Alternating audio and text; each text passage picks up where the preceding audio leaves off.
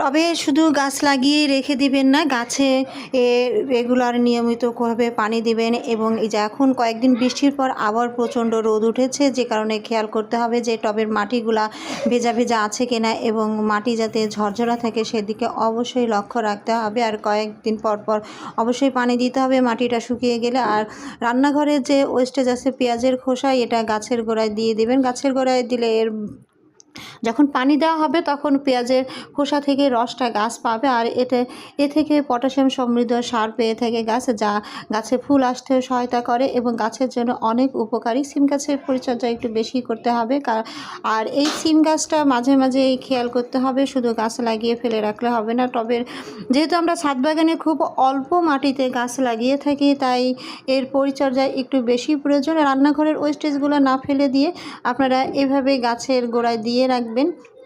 বিশেষ করে পেঁয়াজের শুকনা খোসাগুলো অবশ্যই গাছের গোড়ায় দিয়ে রাখবেন। আপনার চাইলে অবশ্যই এটাকে পানিতে ভিজিয়েও দিতে পারেন, তবে সরাসরি দিয়ে রাখলে